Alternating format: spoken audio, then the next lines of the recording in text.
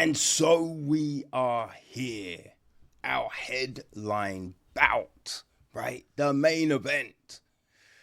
Tom Aspinall puts his belt on the line for the first time against Ciryl Gane. And belt on the line for the first time as, right, he defended the interim belt, but this is the first time as undisputed champion.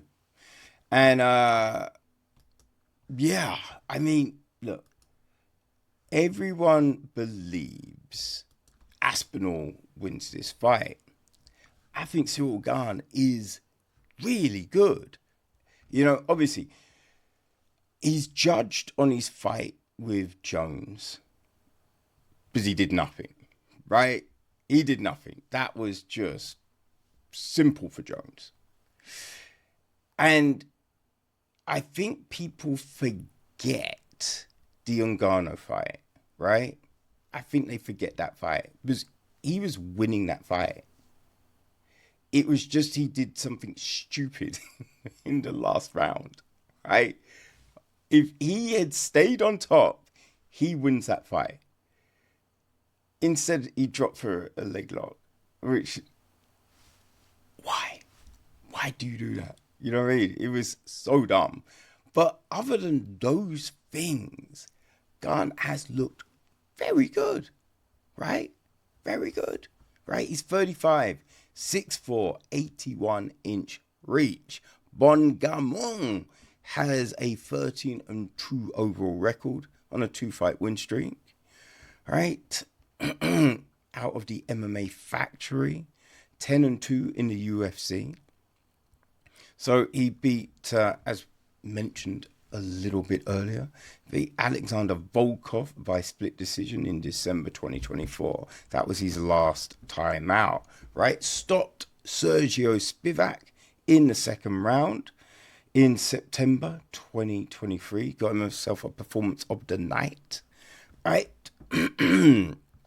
Stopped Tai Tuivasa in the third round, right, of September 2022. Got fight of the night for that, right? Beat Derek Lewis, Alexander Volkov twice, right? Jairzinho Rosenstruck, Junior Dos Santos.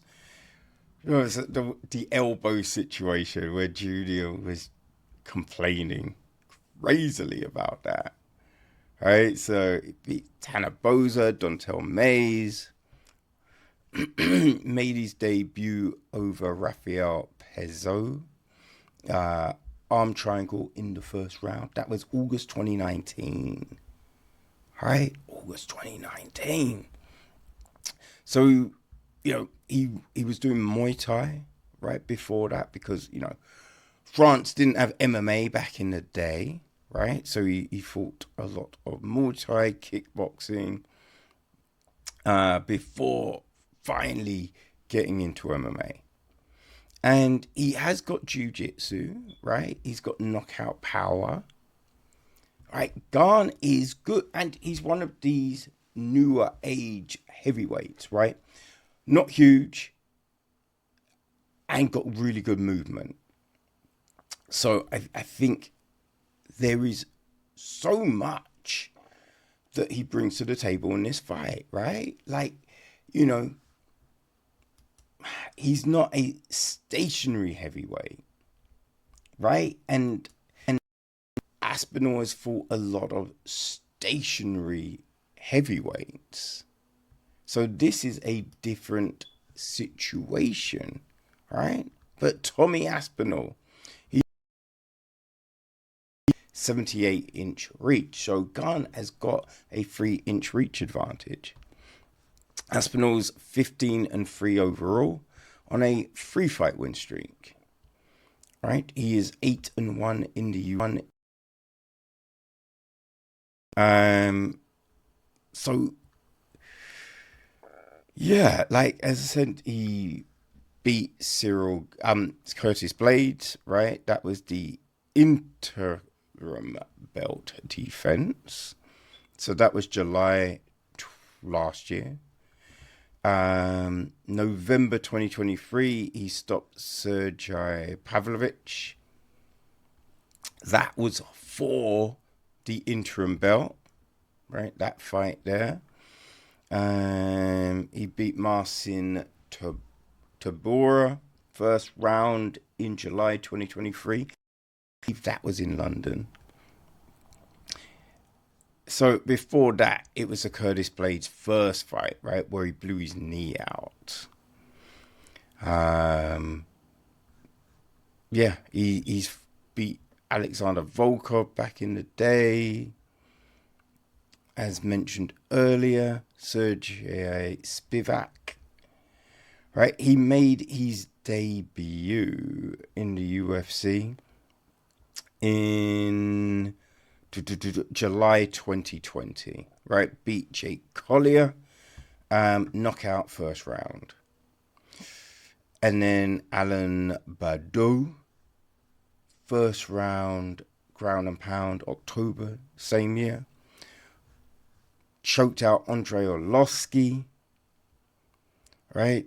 He's got, he has fought some of the vets, right? He's fought big names, some quality heavyweights, So he does have that. I think he was the Cage Warriors champion. I might be wrong, but I think Aspinall might have been Cage Warriors champion too. But it's intriguing, right? This fight is intriguing because Aspinall, again, is one of these heavyweights, one of this new breed of heavyweights, like who isn't crazy heavy and has good movement. And he's essentially walked through everyone, right? So I think Gane has gone the distance, right? He has been in longer fights, so he knows about his gas tank. Aspinall doesn't. Now, obviously, he trains, right? He will train for 5 rounds and all of that jazz. But again, training is different from the real thing, Your body acts differently, people. So there is that. So I think on paper, this fight is a lot closer than people give it. Now, I am actually going to take Aspinall for the win. And my reasoning for that, it just comes down to this. If Ciryl Gane has been in the training room all this time, I think I might go Ciryl Gane for the upset. But he's making movies, TV shows, you know what I mean? He's doing all of these other things, and I think that's a distraction. It's a big distraction, right? Because it's not just making the film, it's then the promoting the film. And when you're a lead of a film, they want you to be out there doing the promotion, right? So those things, I think, might be taking the focus slightly from Gane. Now, don't get me wrong. Obviously, he wants to win, right? He wants this as a win. But distractions, people. Distractions. So, yeah, I'm taking Tom Aspinall. But I would not be surprised if Gane doesn't pull an upset. I wouldn't be surprised. But it's intriguing, and hopefully it will be fun, right? Hopefully it'll be fun, or at least spectacular, right? At least spectacular. I mean, technically, I think Aspinall needs a spectacular win, right? Because everyone is anointing him the once and future champ, right?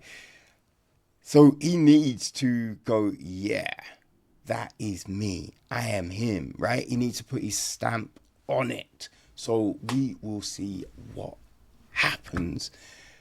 I'm looking forward to it, people. So yeah, let's see. Aspinall and New, well, and Steel, or Gane and New. Whew. Looking forward to recapping this next week, people. So yeah, that's the main event.